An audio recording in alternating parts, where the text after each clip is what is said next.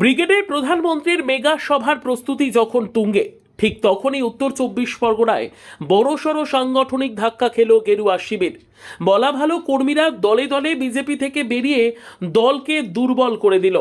মিনাখার কালীতলা গ্রামে তৃণমূলের একটি রাজনৈতিক সভা থেকে শতাধিক বিজেপি কর্মী আনুষ্ঠানিকভাবে রাজ্যের শাসক দলে যোগদান করলেন।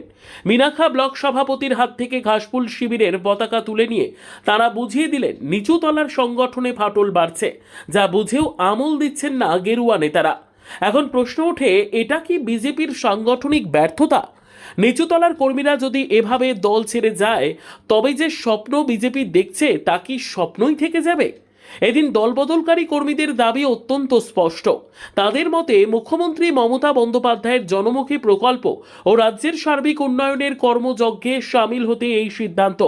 সংবাদ মাধ্যমের মুখোমুখি হয়ে তারা জানান, কোনো প্রলোভন বা চাপের মুখে নয়, তারা উন্নয়নমূলক কাজে অনুপ্রাণিত হয়েই বিজেপির সঙ্গ ত্যাগ করেছেন।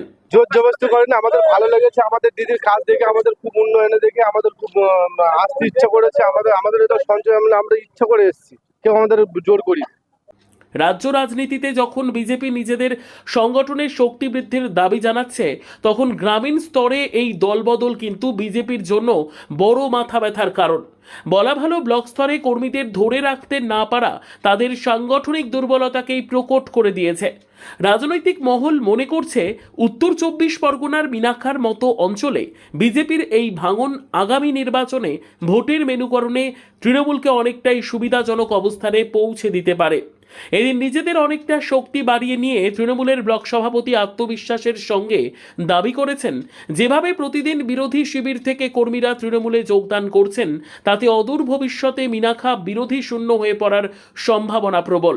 তিনি যেন তার মন্তব্যের মাধ্যমে বিজেপির পরিবর্তন স্লোগানকে কার্যত চ্যালেঞ্জ ছুড়ে দিলেন। 400 থেকে 500 আইএসএফ কর্মীও জয়েন করেছে। তার আগেও আপনার দেখেছেন প্রায় 200 থেকে 250 তার আগেও আইএসএফ কর্মী জয়েন করেছে। মাঝখানেও কয়েকদিন আগে বিজেপি কর্মী থেকে বিভিন্ন কর্মীরা এখানে জয়েন করেছিল।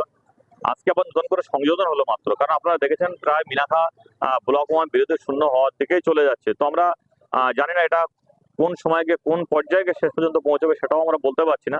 তবে এখনো পর্যন্ত যেভাবে জয়েন করা শুরু করেছে, আমরা যদি সবাইকে নেওয়া শুরু করি, তো আমার মনে হয় বিরোধী শূন্যের দিকেই যাচ্ছে। কারণ মমতা বন্দ্যোপাধ্যায়, অভিষেক বন্দ্যোপাধ্যায় সেটা কে আছে আপনি দেখুন না, সারা রাজ্য জুড়ে আর বিরোধী মুখ বলতে কে আছে আপনি পাবেন না। সারা ভারতবর্ষে যদি আজকে যদি কাউকে বাঁচা হয়, যদি দেশের 1 নম্বর যদি মুখ্যমন্ত্রী সেটা মমতা বন্দ্যোপাধ্যায়, দেশের আইডল বলতে যদি সারা ভারতবর্ষে যদি কাউকে বাঁচায় সেটা অভিষেক বন্দ্যোপাধ্যায়। মুখ্যমন্ত্রী মমতা বন্দ্যোপাধ্যায় যে রোল মডেল তারা তৈরি করে যাচ্ছে, আজকে সারা ভারতবর্ষে তাদের দিকে তাকিয়ে আছে, যে সমস্ত প্রকল্প আজকে সারা ভারতবর্ষে চেষ্টা করছে, সেই প্রকল্পকে তার ধারে কাছে কেউ আসতে পারছে না। তো মানুষ তো তাকে অনুসরণ করবে, এটাই স্বাভাবিক ব্যাপার না?